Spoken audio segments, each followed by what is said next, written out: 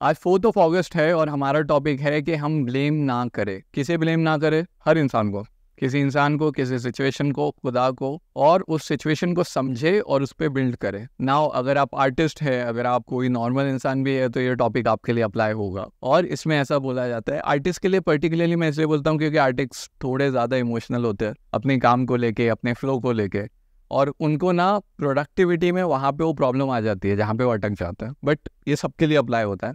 तो होता क्या है कि हम किसी ना किसी वजह से दूसरों को ब्लेम करना शुरू कर देते हैं। ओके, अब पहले फ्लो समझ लेते हैं, फिर एग्जाम्पल में जाएंगे। सबसे पहले आप किसी को ब्लेम कर रहे हो, किसी को भी ब्लेम कर रहे हो, उसमें ना आपकी एनर्जी वेस्ट हो रही है। वो एनर्जी जो कोई और काम में जा सकती थी। अभी जैसे फॉर एग्जांपल ये बोलना कि ये सही नहीं हो रहा है या उसने गलत किया, अगर ये जो बोलना है, ये एनर्जी, इतनी ही मेहनत कुछ और बोलने में मैं यूज करूँ तो ज्यादा प्रोडक्टिव हो जाएगी ना। Simple logic. ओके, तो यहाँ पे आपको क्या प्रोडक्टिव चीज करनी है?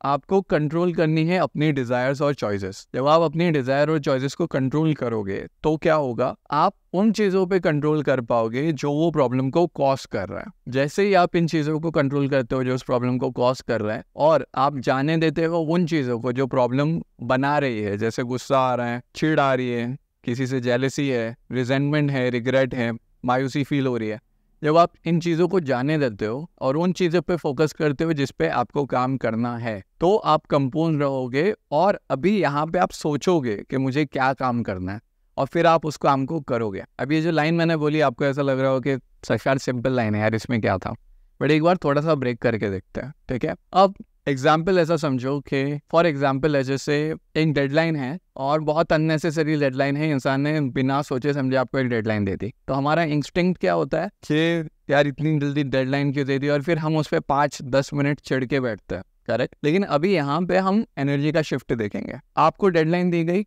आप चिढ़े हुए हो, अभी आप दूसरों को ब्लेम कर रहे हो, पर सोचते हैं कि ब्लेम करके होगा ही क्या, कुछ ज्यादा नहीं होने वाला है, लेकिन थोड़ी सी भड़ास निकलेगी, लेकिन उसको एड्रेस करने के और भी तो तरीके हैं। तो सबसे पहले तो हमारी एनर्जी पे हम काबू वापस पाएंगे, जहाँ पे हम अभी कुछ चिल्ला नहीं रहे, हमारे अंदर है वो चीज़। अब उसके अंदर हम कंट्रोल करेंगे अपने डिज़ायर को, चिल्लाने का जो डिज़ायर है, जो गुस्सा आ रहा है उसको, और रिग्रेट, एनवी, एंगर को जाने देंगे, क्योंकि यहाँ पे अगर अटके ना तो यहाँ पे अटके रह जाओगे। एक थ्योरी है जिसे कहते हैं effect of blame on mental health, और ये मतलब मैं नहीं बोल रहा हूँ, प्रूवन है जर्नल ऑफ अप्लाइड साइकोलॉजी में, जहाँ पे जो भी एम्प्लॉय है जो कंटिन्यूस लेवल पे ब्लेम करते हैं वो जिंदगी में पीछे रह जाता है। थोड़ा सा इंट्यूटिव भी है, लॉजिकल भी है, लेकिन प्रूव्ड भी है, इसलिए यहाँ पे लिखा है। तो अगर आपके पास और कोई रीजन नहीं है कि यार मैं गुस्सा हूँ, मैं गुस्सा क्यों नहीं निकालूं, तो रीजन यही है कि अगर इस फ्लो में गए ना तो फिर अटक जाओगे। तो पहले तो यहाँ से वापस आता है। अब आपको गुस्सा आ रहा है कि मुझे डेडलाइन दी गई है, मैं क्या करूँ? सिंपल है बॉस, फोकस करो कि आप किन चीजों पे कंट्रोल करते हो। आप किन चीजों पे कंट्रोल करते हो?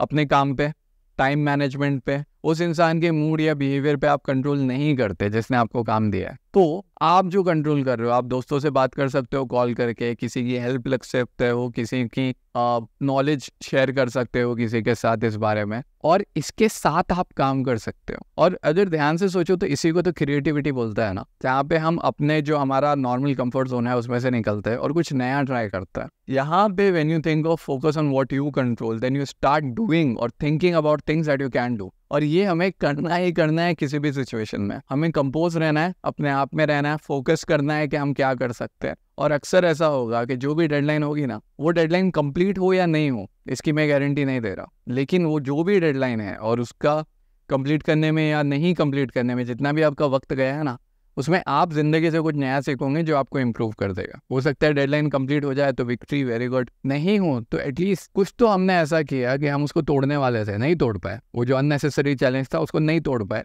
बट कम से कम ट्राई तो किया। और एक चीज़ बोली जाती है मेरे कल्चर में, जहाँ पे बोलते हैं कि अगर आपको किसी भी सिचुएशन से अपनी जिंदगी में प्रॉब्लम है ना, मतलब आपको खुदा ने जो आपको किस्मत दी है उससे प्रॉब्लम है। तो अगर कोई अननेसेसरी डेडलाइन है तो वो अननेसेसरी डेडलाइन आपकी लाइफ में होने ही वाली थी, उस चीज़ को एक्सेप्ट कर लो और आगे बढ़ो। ओके, तो यहाँ पे आप फोकस हो, कंपोज हो, और अभी सोच रहे हो मैं क्या करूँ। जब आप इस पॉइंट पे पहुंचे हो ना, तो यहाँ पे ऐसा समझो कि आपको रिवॉर्ड मिल रहा है।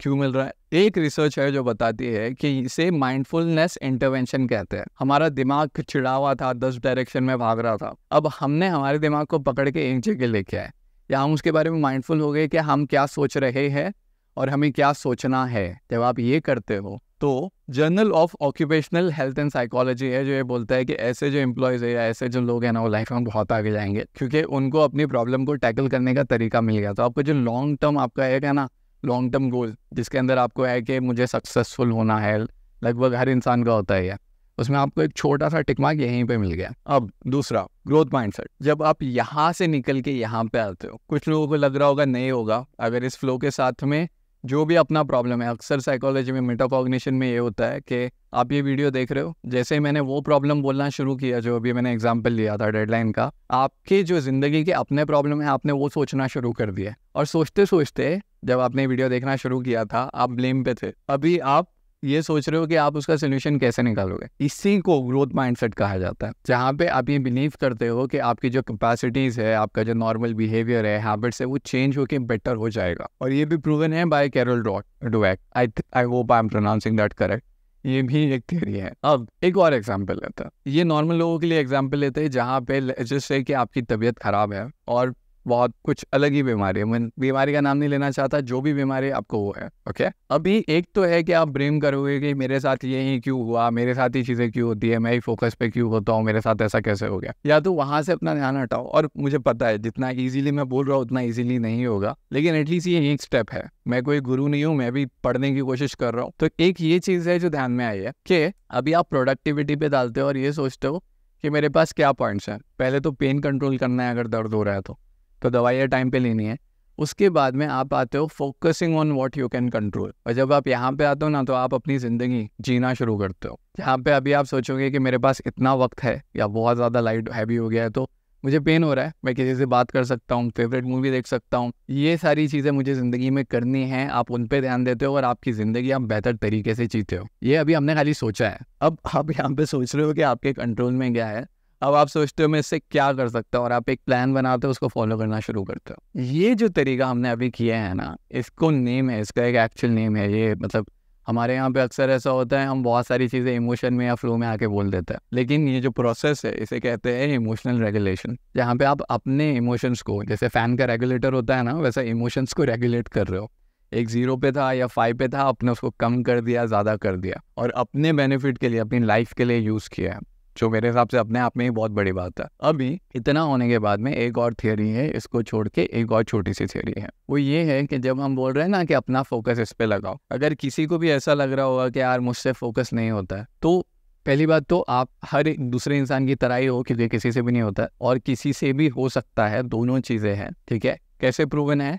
एक चीज़ होती है जिसे बोलते हैं लोकस ऑफ कंट्रोल। आप ये सोचते हो कि अपनी ज़िंदगी में आपकी जो भी बिलीव्स है, ओके, आप उन्हें यूज़ कर सकते हो अपनी लाइफ में जो चैलेंजेस है उन्हें हैंडल करने के लिए। कैसे? आप अपना फोकस एक जगह से हटा के दूसरी जगह पे डालते हो और वहाँ पे आपकी ज़िंदगी बेहतर होती है। यहाँ पे आता है understanding and belief in personal control of over life events. ज़िंदगी कुछ भी थ्रो करे, आपके पास चॉइस है उसमें ना घुसने का और काम करते रहने की। सो आई होप आपकी जो भी प्रॉब्लम है एक बार यहाँ पे रख के देखना, ऑलराइट। फिर सोचो एनर्जी कहाँ डाल रहे हो, मत डालो, रिग्रेट मत करो। ये सोचो कि कंट्रोल में क्या है, क्या काम कर सकता हूँ, इससे निकलूँ कैसे, ओके। और जब आप वहाँ से निकलते हो तो आपके पास अपने आप, जब हमारे दिमाग में थॉट्स आते हैं ना, आपके दिमाग में शायद अभी आना शुरू हो गए होंगे, तो एक्शंस अपने आप आ जाता है। थॉट्स लीड टू एक्शन, जो एक बोलते हैं ना कि thoughts lead to action, action leads to goal, ये वहाँ पे आता है, alright. So I hope that you achieve everything that you want, and if you're an artist, I just hope that it eases your journey